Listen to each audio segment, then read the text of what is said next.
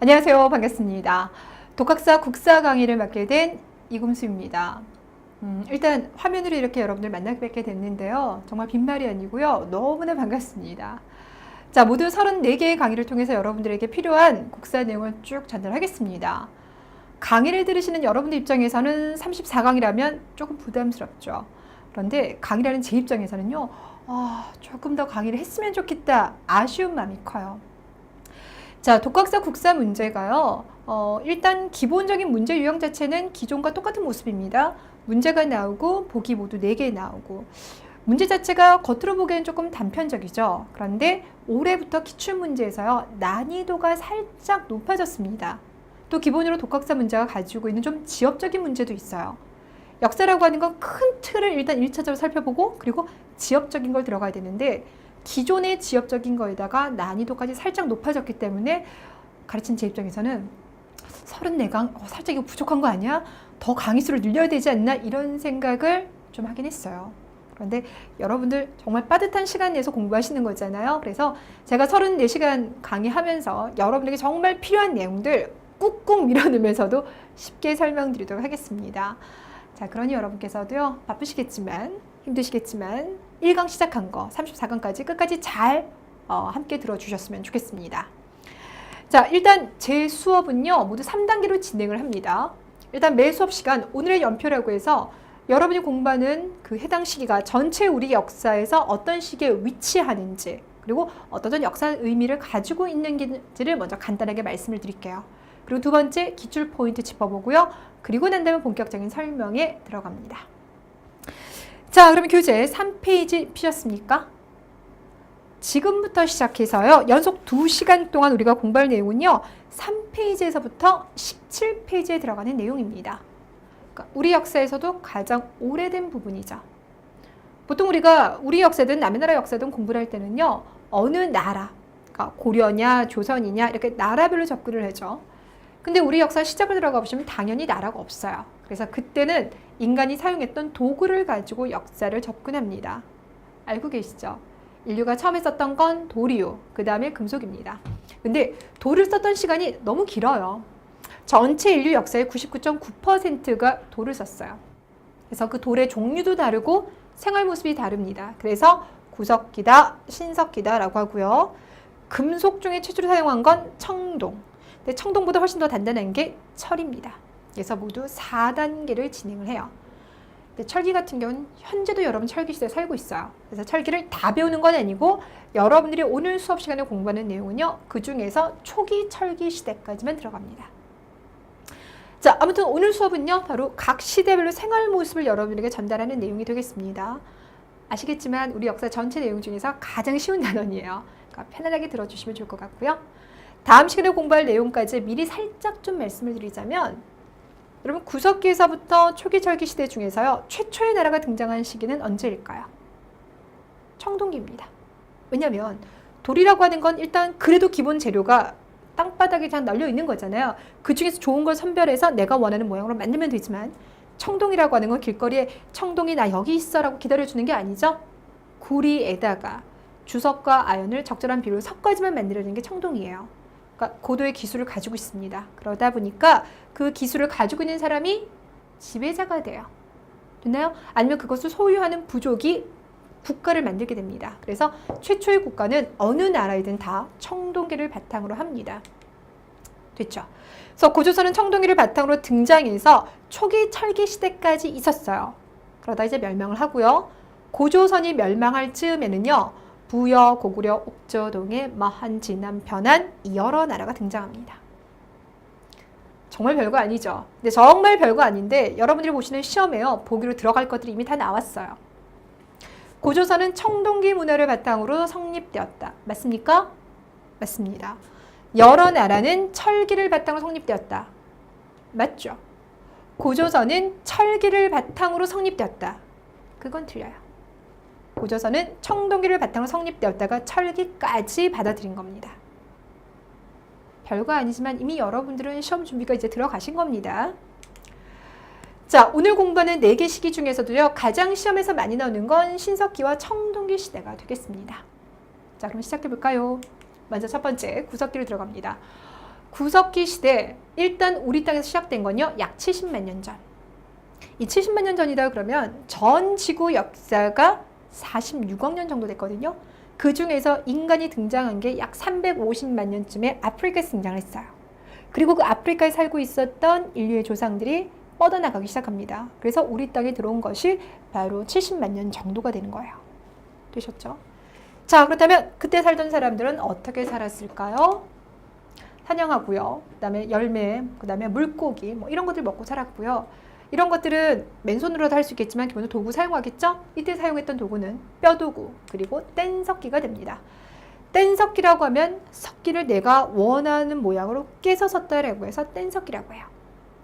자, 그런데 이 뗀석기를요, 우리가 여러분들 거의 70만 년 정도 썼어요. 그러니까 뗀석기 종류도 정말 다양하겠죠. 근데 이 다양한 걸 다시 시기를 구분을 해요. 구석기 중에서도 오래됐다라고 해서요, 전기 구석기, 그다음 가운데다, 중기다, 그다음 뒷부분이다. 그래서 후기 구석기 이렇게 불러줘요. 일단 크기로 보자면 전기 구석기 때 크기가 좀 컸었고요. 후기로 가면 크기가 점점 작아집니다. 세밀해져요. 전기 구석기를 대표하는 뗀석기다 그러면요, 집게가 있고요, 주먹도끼가 있습니다. 차이점이라고 하면 집게 같은 경우는요, 돌날이 한쪽에만 있어요. 근데 주먹도끼 같은 경우는 양날에 있습니다. 그럼 어떤 게 만들기가 좀 더 어려울까요? 이게 더 어렵겠죠. 여러분 뗀석기라고 하면 나도 만들겠어 라고 생각했겠지만 아닙니다. 주먹도끼 양날에 균형 맞추면서 이거 같은 경우는 날이 여러 개인 것만큼 하나 가지고 다 쓸 수 있어요. 동물을 사냥하고 가죽을 벗기고 뭐 나무의 뿌리를 캐내고 이 모든 것들을 이거 하나로 다 할 수 있는 만능석기거든요. 그래서 이런 거 하나 만들려면 100번 이상 다 타격을 해줘야 돼요. 정확히 내가 원하는 모양을 만들기 위해서. 그래서 전문적인 능력이 필요합니다, 여러분들. 되셨죠? 그래서 전기 때는 이렇게 생각하다가 사용하다가 중기 시기가 되면 뭐 자르개, 밀개, 글개 이런 거 사용합니다. 자, 그다음에 이제 후기 시기가 되면 승배 찌르개가 있는데요.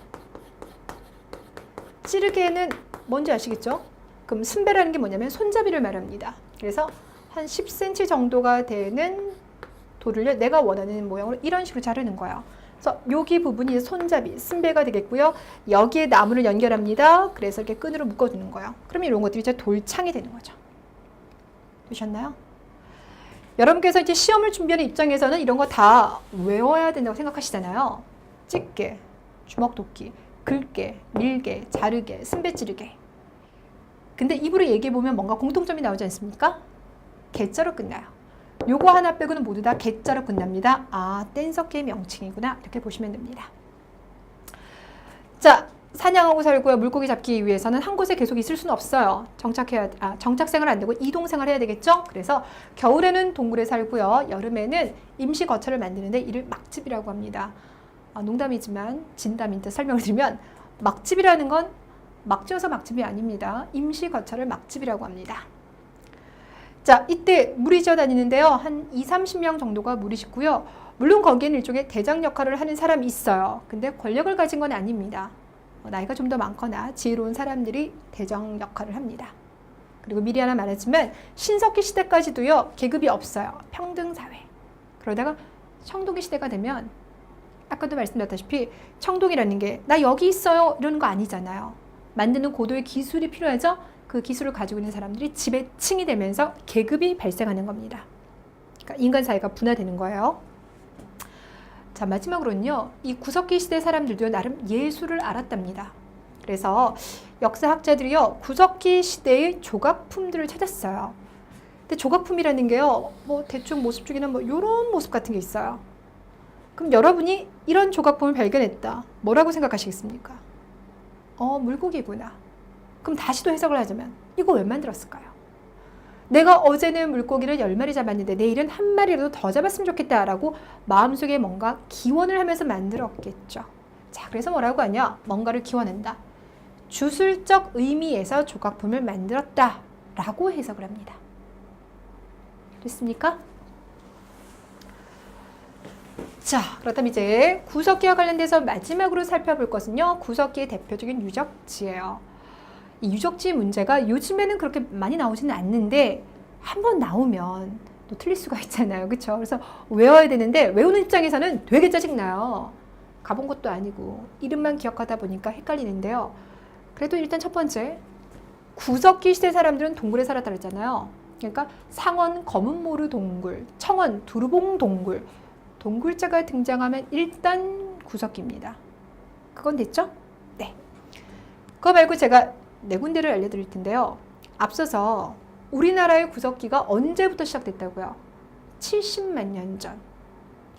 여러분 역사 오래되고 크고 찬란하면 되게 좋아 보이죠? 근데 그렇다고 해서 우리나라 구석기가 원래는 50만 년인데 70만 년으로 마음대로 끌어올릴 수는 안 돼요. 이게 고고학적인 발견을 근간으로 해야 되거든요. 우리나라 구석기가 70만 년 전이다 라는 그 근거가 되는 것이 바로 단양 금굴 유적지가 되겠습니다. 80년대 이곳에서 구석기, 그 중에서 전기 구석기 유물들이 나왔어요. 그러면서 구석기 시대가 쭉 더 뒤로 올라간 겁니다. 참고로 말하면요, 우리가 이 금굴 유적지 이후로 구석기의 연대가 70만 년으로 더 뒤로 갔죠. 근데 일본 같은 경우는요, 아직까지 후기 구석기 유물밖에 안 나왔어요. 그래서 2000년대 일본에서요, 구석기 조작 사건이라는 게 있었습니다. 그러니까 일본의 어느 역사학자가 일본에서도 전기 구석기 유물들이 나왔어. 우리도 구석기 연대를 끌어올릴 수 있어. 라고 몇 년 동안 사람들을 왜곡시켰고요. 그러니까 사람들에게 일종의 역사 사기를 친 거죠. 그러니까 역사라고 하는 것도 순수한 학문이자 또 하나는 각국 간의 약간 라이벌의 그 경쟁의 또는 뭐 심리적으로 이용되기도 합니다. 아무튼 단양에 금굴 유적지가 있고요. 우리가 구석기나 신석기나 이런 이제 역사 연구에 본격적으로 돈을 이제 투자하기 시작한 게 60년대입니다. 왜냐하면 50년대 같은 경우는 6.25 전쟁도 겪었고 무엇보다 역사 연구를 할 만한 인력이 부족했던 것도 있었어요. 그러다가 남북한 모두 다 60년대부터 본격적인 발굴 작업을 많이 하는데요. 그 성과가 일단 북한에서 먼저 났어요. 한북 웅기 굴포리 지역에서 구석기 유적지가 발굴이 된 겁니다. 그럼 당연히 우리도 조금 초조하겠죠. 그렇죠? 그러던 찰나에 바로 1년 있다가요. 공주 석정리에서 대규모 유적지가 발굴이 됐어요. 특히 공주 석정리 같은 경우는 전기, 중기, 후기, 구석기 유물을 다 안고 있습니다. 규모가 되게 커요. 그래서 여기 가시면 구석기와 관련된 공원이 아주 잘 조성되어 있습니다. 그리고 또 하나 여러분이 기억하셔야 될 곳은요. 경기도 연천 전곡리가 됩니다. 이 전곡리에서요. 1970년대 후반에 주먹도끼가 발견이 됐어요. 여러분 이 주먹도끼 같은 경우는 요거 하나 가지고 여러 군데 다 써서 만능석기라고 불려드렸죠. 일종의 맥가이버 칼 같은 겁니다. 그런데 여러분들 이 연천 전곡리에서 주먹도끼가 발견되기 전까지요. 우리나라를 비롯한 동아시아에서는 집게밖에 안 나왔어요. 그러니까 그 전에는 주먹도끼가 저기 유럽이나 아프리카에서만 나오고요. 아시아 지역에서는 특히 동아시아 지역에서는 집게만 나는데 이를 두고 이제 예전에 미국의 어느 유명한 대학 교수가 뭐라고 했냐면 유럽이나 아프리카 같은 경우는 아프리카는 인류의 시작이었으니까 아무튼 유럽이나 이런 지역은 이미 구석기에서도 시대에서도 이미 동아시아보다 훨씬 더 앞서갔어. 너희들이 돌라 하나만 만들 때 양날 돌라를 만들었잖아. 훨씬 더 선진 문화야. 이런 식으로 어떤 이론을 발표를 했어요. 그런데 연천 전곡리에서 70년대 후반에 주먹도끼가 발견이 되면서부터는 아니야. 동아시아도 이거 만들었잖아. 이미 고대 사회에서 너희와 우리는 차별이 없었던 거야. 이렇게 얘기를 합니다. 됐나요? 자, 그만큼 연천 전곡리는요. 우리 구석기에서 정말 중요한 유적지입니다. 이 두 군데 아주 공원이 잘 조성되어 있으니까 나중에 혹시라도 데이트하실 때 가족여행 가실 때 한번 들려보시기를 바랄게요. 자, 이렇게 이제 일단 구석기를 마무리하고요. 이번에는 신석기로 갑니다. 자, 신석기의 연대는 약 10,000년 전으로 보고 있습니다. 근데 여러분이 교재를 보시면요. 여러분 교재에서는 5페이지 거기 보면 동그라미 1번 신석기 기원전 8,000년경이라고 했는데 기원전, 기원후라는 개념과 이거 구분하실 수 있죠. 자, 여러분과 지금 제가 강의를 하고 있는 2017년도를 기준으로 했을 때 10,000년 전이다 그러면 여기서부터 10,000년 전인 거고요. 기원전, 기원후라고 하는 개념은 뭐냐면 예수가 태어난 걸 이제 1년으로 봅니다. 그래서 그 뒤시기를 기원후, AD로 쓰죠. 그 전 시기를 예수가 태어나기 전이다. Before Christ라고 해서 BC라고 써요. 그러면 기원전 8,000년이다 그러면 일단 얘는 빼고 얘기를 하는 거예요. 여기서부터 8,000년이에요. 그럼 여기까지 합산하면 10,000년이잖아요. 같은 소리입니다. 됐죠? 자, 그런데 이 기원전 10,000년 전이잖아요. 그러니까 기원전 8,000년 전, 그러니까 약 10,000년 전에는요, 전 지구적으로 아주 중요한 기후변화가 나타나요.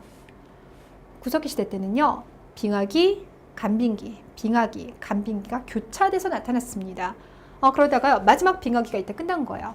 그럼 그때부터 지금에 이르기까지는 바로 간빙기가 이제 지속이 됩니다. 간빙기가 시작됐어요. 빙하기라고 한다고 해서 전 지구가 다 꽁꽁 얼는 건 아니고요. 지금보다 5도에서 10도 정도 낮을 때가 빙하기입니다. 아무튼 좀 추웠어요. 그러다가 이제 날씨가 따뜻해지는데, 날씨가 따뜻해지면 여러분들 빙하가 녹겠죠.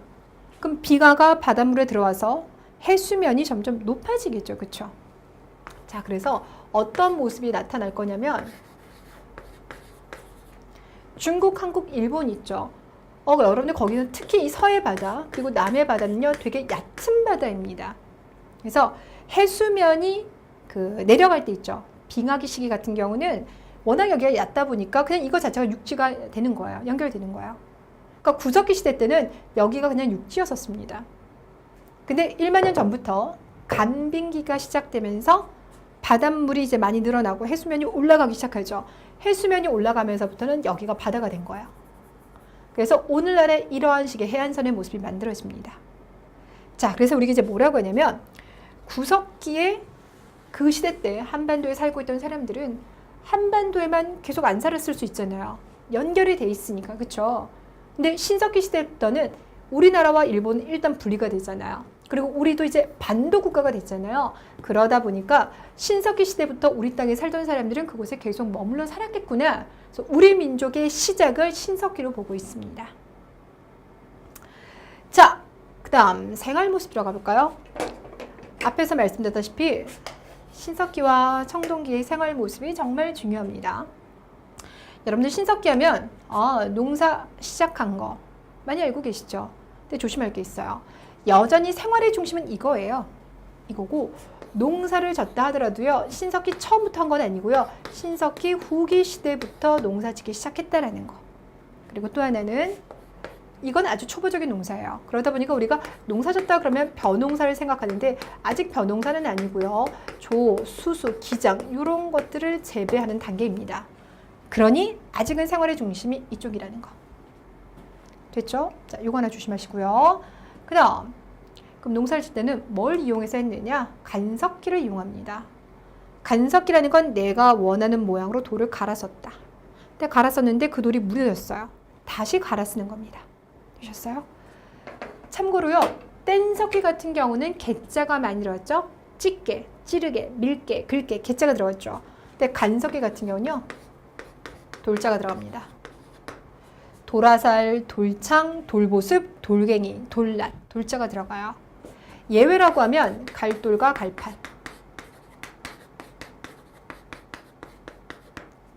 갈판이라고 하면 넓적한 돌입니다. 갈돌은 거기 위에는 방망이 같은 건데요. 도토리라든지 곡식 같은 걸 두고요. 갈돌로 밀어요. 그러니까 일종의 믹서기 기능을 하고 있습니다. 자, 아무튼 이제 어쨌건 농사를 시작한 이 상황에서부터는 이동하면 안 되겠죠? 한 곳에 정착하고요. 정착하다 보니까 집을 짓습니다. 이게 바로 움집. 조심하실 건요. 움집을 여러분들이 신석기 시대에만 있었다라고 생각하시는데 아니에요. 움집은 신석기에서부터 청동기 그리고 철기 시대 초반까지도 있었습니다. 자, 그렇다면 이제 우리가 이제 중점을 둬야 될 거는 이때 나온 움집이랑 청동기 시기 때 등장하는 움집이랑 어떻게 다르냐 이걸 보셔야 되는데요. 일단 이때의 움집은 이 움을 깊게 파는 형태예요. 이렇게 파는 구덩이를 움이라고 하는데 깊게 파요. 지역에 따라 다른데요. 50에서 1m, 그러니까 50cm에서 1m 정도 팝니다. 그리고 난 다음에 이렇게 억새 같은 걸 덮어줘요. 이게 바로 움집입니다. 자, 움집을 위에서 보면요. 원형이라든지 아니면 사각형인데 끝이 둥글하게 처리된 거예요. 우리가 이때 관심을 가지는 거. 불은 어디에 뒀을까인데요. 불은 거의 한가운데 쪽에 뒀던 것으로 보이고요. 그 주변에는요. 이렇게 구덩이가 있어요. 여기에다가 토기를 주는 형태입니다. 됐죠? 자, 두 번째. 그럼 사람들은 주로 어디다가 움집을 많이 지었느냐라고 봤더니요. 일단 농사를 짓기 시작하면서부터는 평에도 있어야 되고 물도 구할 수 있어야 되겠죠. 그래서 강가라든지 바닷가. 그래서 바로 다음 페이지에 제가 보여드리겠지만 신석기 유적지 하면 강가나 바닷가에서 많이 보입니다. 자, 일단 정착생활 이때부터 시작할 거고요. 그러면서 혈연관계를 기반으로 한 시족사회, 이것이 확장된 부족사회가 등장하고요. 아직까지는 평등입니다. 그러니까 리더가 있긴 하지만 권력을 잡은 그런 리더가 아니에요. 연장자, 지혜를 가진 사람, 그런 의미입니다.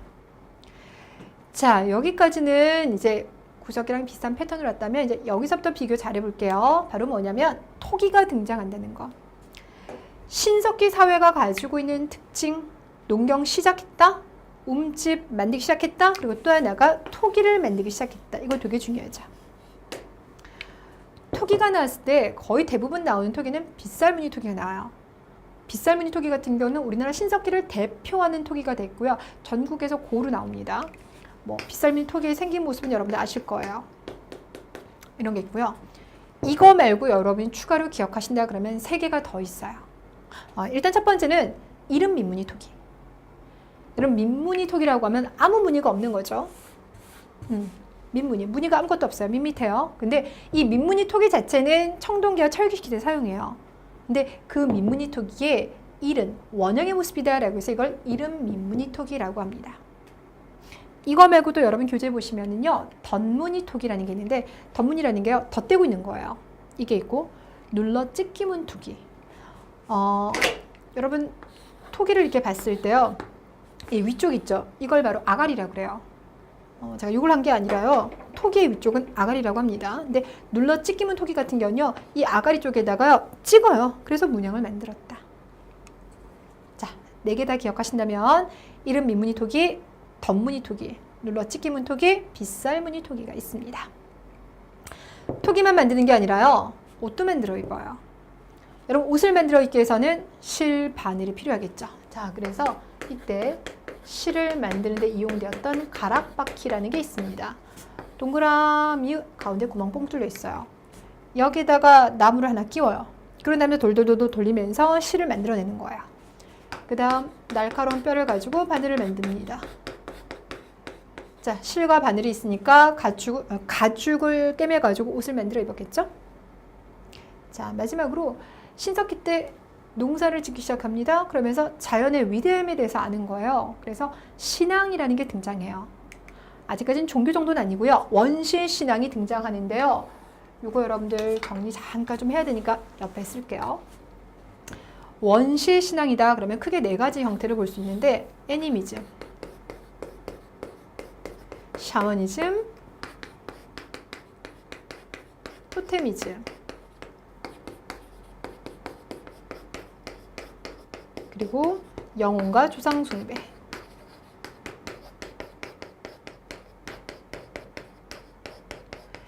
애니미즘이라 한다면 뭐 해, 달, 돌, 나무 이런 거에 뭔가 특별한 기운이 있다라고 생각하는 거.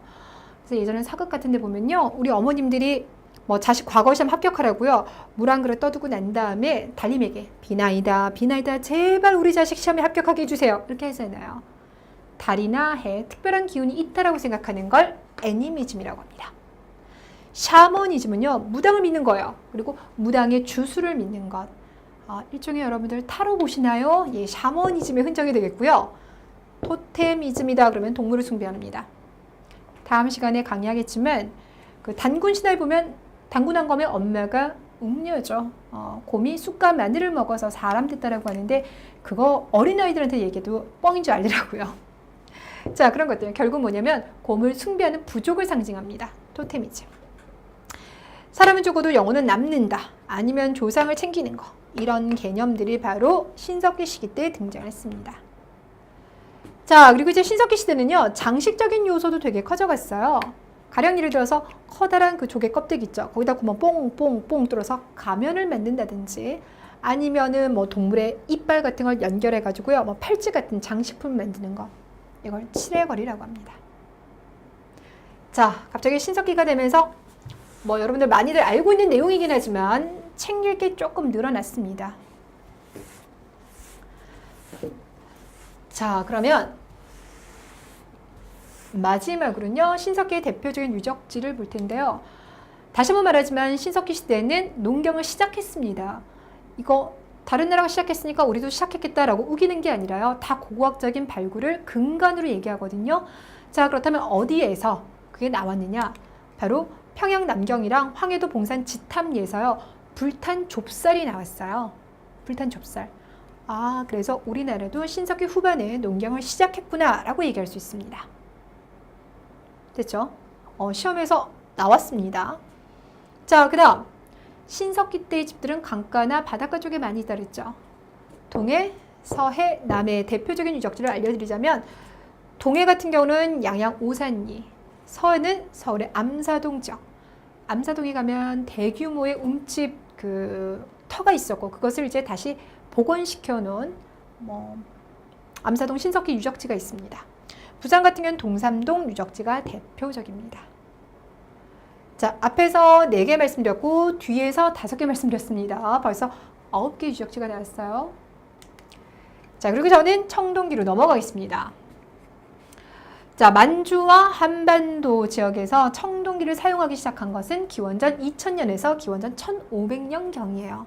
그러니까 지금에서 보자면 3500년 전에서 4000년 전쯤에 이제 청동기를 받아들여서 시작을 했습니다.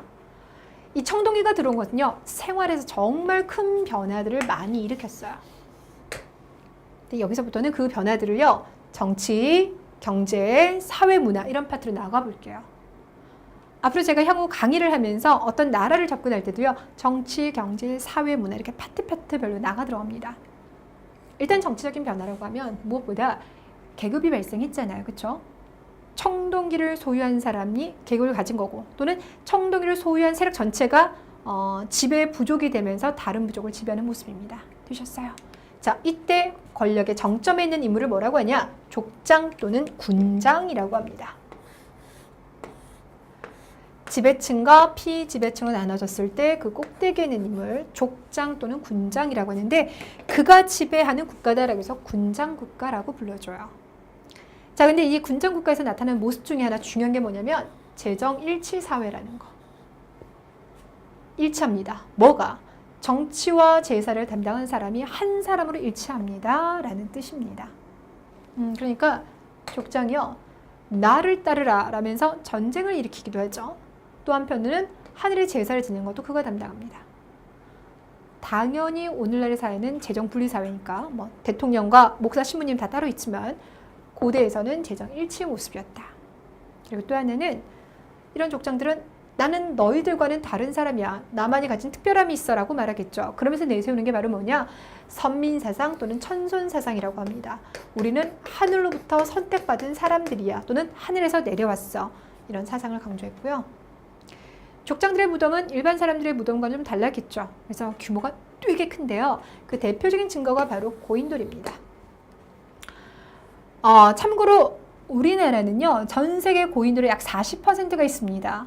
3만여 기의 고인돌이 우리 땅에 있어요. 전국에 정말 흩어져 있는데요. 근데 이 고인돌 같은 경우는 크기도 되게 다양해요. 근데 어떤 고인돌? 저기 강화도에 가면 볼 수 있는 고인돌이 되겠는데요. 이걸 괸돌이라고 합니다. 다리라고 생각하셔도 되겠고요. 그리고 난 다음 그 위에다 덮개돌을 얹는데 이 덮개돌의 무게가요, 최대 60톤에서 80톤 정도까지 추정하고 있어요. 그럼 보통 차 한 대가 1톤이라고 생각하신다면 차 60대에서 80대가 올라갈 수 있는 정도의 무게. 엄청나게 무겁죠. 그렇죠? 이런 거대한 고인돌 같은 경우는 족장의 권위를 상징한다. 이렇게 얘기합니다. 자, 일단 정치적인 변화를 봤죠? 경제적인 거에서는요, 드디어 벼농사를 시작합니다. 이거 되게 중요합니다. 기억하시고요. 그 다음, 일단 벼농사도 시작하지만 밭작물에서도 더 다양해졌겠죠? 생산량도 늘어났겠죠? 그러다 보니까 먹고 남는 게 생겨요. 우리는 먹고 남는 걸 잉여 생산물, 잉여 농산물이라고 얘기하고, 먹고 남는 거 골고루 똑같이 나누는 것이 아니라 힘을 가진 자가 더 많이 가지고 그렇지 못한 자가 조금 가지겠죠. 그러면서 네 거 내 거에 대한 개념, 사유재산제가 등장합니다. 됐죠? 자, 움집에서도 변화가 생깁니다. 일단 신석기 시대의 움집과 비교했을 때 가장 큰 변화다 그러면요, 움이 얕아지는 거예요. 자, 움이라고 한다면 이렇게 파는 구덩이를 말했었잖아요. 신석기 시대 때는 50cm에서 1m 정도까지 팠다 그랬는데 이제는 그게 더 얕아져요. 그렇다 해서 곧바로 이렇게 지붕을 만들면 사람 못 들어가겠죠. 그래서 이때는요, 살짝의 기둥 같은 거 올리는데, 기둥을 올릴 때 여러분 돌 박아주죠. 이거 뭐라고 합니까? 주춧돌. 그렇죠. 주춧돌을 올리고 난 다음에 여기다 살짝 기둥 얹고 그리고 집을 짓는 모습입니다. 그러니까 신석기 때부터 올라오고 있어서 지상가옥화되었다고 말하고요. 또 하나는 이 집들이요, 예전에는 강가 바닷가 있었어요. 근데 이제는 조금 뒤로 올라갈 거예요. 왜냐면 국가가 등장하잖아요. 그렇죠? 전쟁도 많이 일어나요. 이런 상황 속에서 강가나 바닷가는 평지이기 때문에 저기 봤을 때 우리의 여러 가지 상태가 다 노출이 된단 말이죠. 그러니까 조금 더 뒤로 올라가서 적의 움직임을 파악할 수 있는 데까지 올라갑니다. 그래서 구릉지대에 마을이 형성돼요. 됐나요? 자, 그리고 이제 무엇보다 정말 여러분 신경 쓰실 부분은 바로 이 부분이에요. 우리가 이제 청동기 시대가 됐다 그러면 청동기로 세상 모든 걸 다 만들 거다라고 생각하는데 그건 아니라는 겁니다. 청동기로 만들 수 있는 게 있고요. 만들 수 없는 게 있어요. 만들 수 없는 거는 그래서 여전히 간섭기를 씁니다. 이걸 비교 잘 해두셔야 돼요. 가령 예를 들어서 청동기를 만든다. 그럼 이거는 힘을 가진 자를 위한 것들은 이걸 만들어요. 예를 들어 전쟁에 필요한 칼이겠죠. 청동으로 만들었다라고 해서 동검이라고 합니다. 이런 거라든지. 그 다음 이때는 재정일치사회잖아요. 제사를 해야 될 텐데 하늘의 제사 지낼 때 그냥 하면은 안 돼요. 효과음도 필요하거든요. 그러니까 방울 한번 쫙 흔들어 줘야 되겠죠. 청동 방울. 그리고 청동 거울을 매달고 다녔던 것으로 추측을 하는데요. 이런 청동 거울 같은 경우는 시각적 효과가 있죠. 햇빛이 쫙 비쳤을 때 그 청동 거울에서 빛이 반사가 됩니다. 그러면 그 빛만으로도 눈부셔. 특별한 존재임을 드러낼 수가 있어요. 청동검, 청동방울, 청동거울 이런 것들. 자, 결국 다시 말해서 청동기 제품은 지배층을 위한 것들은 이걸로 만들었는데 일상생활 속에서 농사지고 살 때는요. 청동이 적합하지가 않아요. 왜냐면 이 청동이 아주 딱딱하지는 않습니다. 그래서 농사를 짓기 위해서는 왜 땅을 일궈야 되지 않나요? 근데 거기 보면 뭐 흙도 있고 특히 돌, 식물의 뿌리 같은 게 있는데 청동을 이용해서 그거 하면요. 청동이 구부러져요. 부러지는 것보다는 구부러집니다. 구부러져요. 적합하지가 않아요. 그래서 일상생활 도구는 여전히 간섭을 씁니다. 농사 짓는데. 됐죠? 자, 그래서 여러분들은 청동기 시기 때 있었던 유물들, 명칭, 사용 이 정도를 구분하셔야 돼요. 자, 지금부터 갑니다. 청동검 중에서요. 이 시기 때 이용했던 게 비파형 동검이라고 있어요. 일종의 조스바처럼 생겼어요. 이렇게 내려다가 옆으로 살짝 내려서 다시 내려가거든요. 조스바. 아니면 첼로, 비올라 뭐 이렇게 생겼습니다. 비파형 동검. 비파라고 해서 동아시아에서 이용하던 악기가 있어요. 그걸 닮았다라고 하고요. 그 다음에 거친 무늬 거울. 거울. 자, 이런 것들은 청동으로 만들었고 농사짓는데 이용하던 건 여전히 간섭기를 썼는데 그 대표적인 것이 반달 돌칼입니다. 자, 재료에 돌자가 들어가긴 했지만 구석기 시대처럼 무슨 개로 끝난 것도 아니고 신석기 때처럼 돌머시기 이렇게 끝난 것도 아니고 돌머시기로 시작한 것도 아니고 반달 돌칼 그 이름만으로도 청동기 시대구나 상상이 되시죠? 반달 모양의 구멍 뽕뽕 여기다 끈 이어가지고 이렇게 사용합니다. 그래서 벼 이삭을 자르거나 훑을 때 사용해요. 됐나요? 네, 이거 동시에 사용한다는 거 정말 중요하니까 잘 기억해 두세요. 시험에서 실수 많이 나옵니다. 자, 그리고 청동기 시기 때도요. 토기 만들어 쓰는데요. 청동기와 철기 시대의 대표적인 토기 하면 민무늬 토기예요. 문양 없어요. 되셨어요? 근데 이 민무늬 토기도 토기 종류가 되게 많은데 그 중에서 압록강에 가면 이제 의주 있거든요. 그쪽에 미송리라는 마을이 있어요. 그쪽에서 나왔던 토기를 보면요. 민무늬 토기인데 다른 거랑 조금 다른 점. 손잡이가 있다는 거. 여러분들이 역사 공부하시면서 그러니까 역사 공부를 하시면서 배우게 되는 여러 가지 토기 중에서 손잡이 있는 토기는 얘가 유일합니다. 됐나요? 요거 다음 시간에 한 번 더 나올 겁니다. 자, 그리고 마지막으로 청동기인들의 예술적 감각을 엿볼 수 있는 것, 바로 바위 그림이 있습니다. 암각화라고도 하는데요. 이렇게 절벽 같은 데가 있으면 새겨놓은 거죠. 그 중에서 정말 유명한 게 울산에 가면 울주군이 있고 거기에 반구대라고 있는데요. 거기 새겨진 것. 거기 가면 고래를 비롯해서 다양한 동물이 새겨져 있어요. 약 300점 정도가 새겨져 있는데요. 울산 울주 반구대 암각화. 그 다음에 이제 고령에 가시면은요, 여기는 동물의 직접적인 모습보다는 원형이라든지 선을 통해서 모습을 나타내고 있습니다. 이런 것들은 결국 물고기 많이 잡았으면 좋겠다라든지 사냥 같은 거 의미하겠죠. 그래서 그들이 기원하는 바를 바위 그림으로 드러냈다라고 얘기를 합니다. 어려운 건 없으시죠? 그렇죠? 전혀 없고 나중에 문제에서 실수만 안 하시면 되는 거예요. 자, 청동기 시기에서도요, 유적지를 살펴봅니다. 단 유적지가 그렇게 많지는 않아요. 여기서는 제가 많지 않다는 얘기가요, 실제로 청동기 유적지가 적다는 그런 뜻은 아니에요. 유적지를 보려면 구석기보다는 신석기가 많고 신석기보다는 청동기가 많고 청동기보다는 철기가 당연히 많아요. 그러다 보니까 웬만하면 청동기 시대와 철기 시대의 유적지는 잘 물어보지 않습니다. 전국에 너무 많기 때문에. 그래도 만약에 청동기 시대의 유적지를 물어본다라면요, 이 두 군데가 나와요. 여주 흔암리와 부여 송곡리가 나오는데요. 이 두 군데의 공통점은요, 바로 벼농사 지었다는 흔적을 엿볼 수 있다는 겁니다. 됐나요? 외우실 때 여주 이천은 지금도 쌀이 유명하죠? 그런 걸로 떠올려 주시면 되겠고요. 부여 송곡리는 일단 우리나라 청동기 유적지 중에서 가장 규모가 큽니다. 도움이 좀 되실까요? 자, 이제 마지막 초기 철기 시대로 가겠습니다.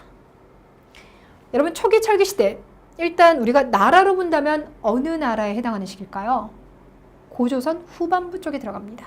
뜨셨어요? 그래서 고조선 시대 때 철기를 받아들였고, 그러는 과정 속에서 고조선이 멸망합니다. 기원전 5세기경 들어왔어요. 그런데 기원전 1세기경 널리 보급이 됐는데요. 여기서 이제 하나 특징이, 우리나라 철기는 중국으로부터 들어왔다. 이게 이제 특징이에요. 철을 우리가 스스로 만들어 쓴 건 아니고 중국으로부터 받아들입니다. 제작 기술 같은 것들을. 근데 이제 이때 왜 들어왔냐? 우리는 이제 고조선에서 그냥 쭉 하나로 가는 사이에 중국 같은 경우는 나라가 세워졌다 망했다 세워졌다 망했다 변동이 되게 많았어요. 근데 그 중에서 이제 이 시기라고 하면 공자가 있었던 춘추 전국 시대 기억나실까요? 그 중국이 춘추 전국 시대를 장장 500년 가까이 겪었습니다. 대단히 혼란기였었거든요. 그 혼란기 시기 때 아무래도 중국에서 우리 땅으로 들어오는 사람들이 있겠죠. 그들에 의해서 들어오게 되는 겁니다. 됐나요? 자, 초기 철기 시대 때의 생활 모습, 그 중에 첫 번째 정치. 일단은 철은 청동보다 훨씬 더 단단합니다. 물론 처음부터 철이 무조건 셌던 건 아니에요. 처음에는 청동보다 더 비실비실 거리기도 했었지만 인간의 기술력은 계속 향상되니까. 자, 그러면서 철은 되게 단단한 거예요. 이 단단한 걸 가지고 전쟁에 나가면 살상력이 정말 높아져요. 여러분, 청동검 같은 경우도요, 여러분들이 박물관에 가서 보시는 청동검은 이미 좀 오래됐잖아요. 그래서 색깔도 많이 발해 있습니다. 하지만 청동검을 이용을 하면요, 사람을 다치게 하거나 죽일 수 있어요. 살상용입니다. 근데 철검은 더해요. 자, 이건 이제 무슨 얘기를 하고 싶어서 제가 말씀을 드리냐면요, 철제 무기를 쓴다. 그만큼 정복전쟁이 일어날 가능성이 더 높아지겠죠. 앞서서 청동기를 바탕으로 해서 군장 국가들이 등장했다고 했습니다. 근데 그 군장 국가들이 서로를 공격하면서 전쟁이 더 많이 일어나요. 그럼 이런 과정에서 살아남을 수 있으려면요, 두 가지 중에 하나예요. 일단 첫 번째는 내가 정말 세지는 방법이 있어요. 다 상대를 이기는 방법이 있고요. 두 번째 방법은 이렇게 전쟁이 일어나는 시기 때 그래도 나와 뜻을 함께하는 나라들이 있으면 그들과 함께 손잡는 겁니다. 일종의 인수합병이나 M&A를 떠올리시면 될 것 같은데요. 손잡아요. 되셨어요? 그래서 보다 거대 국가를 만드는 거예요. 자, 이런 과정 속에서 부여, 고구려, 옥저, 동해, 마한, 진안, 변안 여러 나라가 등장합니다. 되셨습니까? 두 번째, 경제적으로는요, 철은 가지고는 이제 농기구로 만들었을 수 있어요. 청동은 농기구로 안 만듭니다. 알고 계시죠? 하지만 철은 만들 수 있어요. 그만큼 단단해집니다. 그래서 이걸 이용해서 철제 농기구를 만들었을 것이고, 기왕에 농사 짓는 거 철제 농기구로 농사 짓니까요. 똑같은 노동력을 투입해도 생산물의 결과가 더 많습니다. 자, 그래서 농업 생산량이 증가되고 인구가 늘어납니다. 되셨을까요? 자, 그리고 또 하나는 중국과 교류합니다. 앞서 말씀드렸죠. 중국으로부터 문화를 받아들이기도 하고요. 그들과 거래를 하기도 하는데요. 그 증거, 크게 두 가지가 있어요. 첫 번째는 돈입니다. 우리 전체 역사상 우리가 직접 돈을 만들어 쓰기 시작한 건요, 고려 시대가 돼야 돼요. 그러니까 그 전에 우리가 돈을 썼다 그러면 우리가 만든 게 아니라 중국 돈을 가져와서 유통을 한 겁니다. 근데 이 시기 때도 이미 그렇게 했었는데요. 그때 돈이 뭐가 있냐면 명도전, 반량전, 오수전. 중국 돈인 명도전, 반량전, 오수전 이런 게 우리 땅에서 발굴이 됐습니다. 근데 여러분 이 도가요, 칼도자예요. 그래서 생긴 모습이요, 흡사 칼의 모습과 이렇게 비슷하게 생겼습니다. 그래서 여기 구멍 뽕 뚫려서 돈들을 연결하는 명도전이고요. 반량전과 오수전 같은 경우는 일반적으로 우리가 예전에 봤었던 일종의 엽전 같은 거 있죠? 예, 이런 모습을 띠고 있습니다. 자, 두 번째는요. 저기 창원에 가면 다홀이라는 곳이 있는데 거기에서 붓이 발견됐어요. 이 붓에 대한 연대 측정을 해봤더니 초기 철기시대라는 거예요. 이 붓을 우리가 직접 만들었는지 아니면 중국의 붓을 우리가 가져왔는지 그건 아직까지 학자들 간에 논란이 있습니다. 그런데 적어도 우리 땅에 이 붓이 발견됐다. 그럼 그것은 무엇을 의미하냐? 아, 우리가 한자를 사용했다 라고 하는 데는 의견 일치가 나왔어요. 당연히 그러겠죠. 그렇죠? 그러니까 한자를 사용했다, 중국과 교류한 결과물이라는 겁니다. 이것도 잘 물어봅니다. 자, 그럼 일단 철기를 받아들이면서 나타나는 변화, 국가적인 모습, 경제적인 모습, 외교적인 모습 살펴봤습니다. 그리고 이제 정말 또 중요한 게 하나 남아있는데요. 그게 바로 뭐냐면 그렇다고 해서 철을 처음부터 철만 사용했던 건 아니라는 거예요. 그러니까 뭘 같이 동시에 사용했냐면 청동기도 처음에는 같이 사용했어요. 특히 초기 철기 시대 때는. 됐죠? 자, 그래서 이제 여러분들이 조심하셔야 될 유물 명칭 중에 청동기 시대 때 사용했던 청동 유물들이 있고요. 초기 철기 시대 때 사용했던 청동 유물이 있어요. 명칭 구분하세요. 그럼 이 시기 때 사용했던 청동 유물에는 뭐가 있냐면 세형 동검이 있습니다. 세자가 가늘 세자예요. 그러니까 앞서서 같은 경우는 비파형 동검은 일종의 첼로, 비올라 뭐 그런 모습, 조스바의 모습을 띈다라면 세형 동검 같은 경우는 그냥 길쭉하게 이렇게 생겼어요. 이게 특징이에요. 아, 그리고 시험에서 물어보는 건 아니지만 이거 되게 짧거든요. 이거 잡고 못 싸워요. 이거는 여러분 손잡이를 연결해서 쓰는 겁니다. 참고로. 아무튼 그래서 세형 동검이 초기 철기 시대 때 만들어졌고요. 그 다음 또 하나가 잔무늬 거울이에요. 여러분 박물관 가셔서 아마 잔무늬 거울 한 번쯤 보셨을 텐데요. 별로 감흥은 못 받으셨을 거예요. 근데 이 잔무늬 거울이 한국의 7대 불가사의 중에 하나입니다. 크기는 제 손바닥 정도 돼요. 한 20cm 정도, 전체 지름이 그 정도가 되는데 여기에요 13,000여 개의 선이 그려져 있어요. 그럼 되게 작은 면적의 선이 엄청나게 조밀하게 있겠죠. 어느 정도 간격이냐? 약 0.3mm 정도의 간격으로 선이 그려져 있습니다. 그러니까 정말 촘촘하게 그려졌어요. 그러니까 현대의 슈퍼컴퓨터로도 재현하기가 어렵다는데 이걸 초기 철기 시대에 만든 겁니다. 그러니까 제작 기술이 대단한 거죠. 세형 동검, 잔무늬 거울, 청동 제품이긴 하지만 초기 철기 시대 때 만들었다는 거 시대 구분하세요. 자, 그럼 이제 이들을 가지고 우리가 특징을 봤을 때 일단은 이런 거 같은 경우는 한반도 안에서만 나오고 있어요. 앞서 나왔던 비파형 동검이라든지 거친 무늬 거울 같은 경우는 한반도 지역뿐만 아니라 저기 만주에서도 많이 나오는데 이런 것들은 한반도, 특히 청천강 아래쪽에서만 나오거든요. 그래서 이제 우리가 뭐 굳이 말하자면 코리안 스타일, 만주랑 공유하는 게 아니라 우리만의 스타일이 나오는구나. 그래서 독자적인 청동기 문화가 발달했다 라고 해석을 하고요. 그리고 또 하나는 이런 것들을 가지고 실제로 전쟁에 나가지는 않습니다. 왜냐면 실제 전쟁에 나갈 때는 얘가 성능이 더 좋아지죠. 그러다 보니까 이건 점점 제사에 사용되는 의식용 도구로 바뀝니다. 되셨어요? 자, 그리고 여기에다가 하나만 더 추가할게요. 뭐가 들어갈 거냐면 거푸집이 들어갑니다. 거푸집이라고 하면 청동이라든지 철을 찍어내는 틀을 말합니다. 거푸집. 그러니까 거푸집이 발견이 됐어요. 그 말은 이 땅에서 직접 이 제품을 만들어냈구나라고 하는 증거가 될 수 있는 거겠죠. 근데 우리나라 그 청동기 시기 때 비파형 동검의 거푸집은 아직까지 발견이 안 됐어요. 그러니까 그 비파형 동검을 우리가 직접 만든 건지 사다 쓴 건지 조금 애매모호하죠. 근데 세형 동검이라든지 이런 것들은 거푸집이 나왔어요. 그러니까 이런 걸로도 확실하게 이건 우리가 만들었구나, 그리고 우리 스타일이구나, 이렇게 얘기합니다. 되셨어요? 자, 명칭도 기억하시고요. 그것이 담고 있는 의미까지 같이 해석해 두시길 바랄게요. 자, 그리고 그러면 이런 것들은 도대체 어디에서 우리가 찾아내나요? 보통은 무덤에서 많이 나옵니다. 철기 시대의 대표적인 무덤이다 그러면 널무덤, 동무덤. 자, 우리 앞서서 청동기 시기 때 고인돌 말씀드렸죠? 철기 시대 때 같은 경우는 널무덤과 동무덤이 만들어지는데, 널무덤 같은 경우는 이제 나무로 만든 거고요. 동무덤은 항아리 독이에요. 그래서 항아리를 뭐 큰 거, 작은 거 뭐 이런 식으로 연결하고요. 그 안에 시신을 두는 형태인데, 보통 이런 것들은 어린아이들의 무덤으로 많이 이용이 됩니다. 되셨습니까? 자, 제가 지금 이렇게 설명드린 부분이요. 여러분 교재 3페이지부터 출발해서요. 쭉 뒤로 오셔서 10페이지까지 설명을 드렸습니다. 중간에 여러분께서 당연히 뭐 다시 복습을 하시겠지만 일부 자잘한 내용들이 빠져 있긴 해요.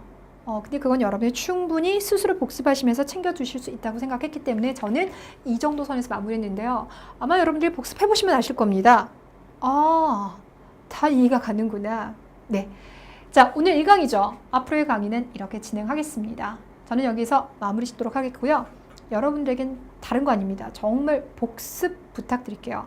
복습은 나중에 미루시면 안 된다는 거 아시잖아요. 예, 지금 해주시기를 부탁드립니다. 자, 그럼 저는 다음 시간에 여러분들 새로 찾아뵙겠습니다. 고생 많으셨습니다.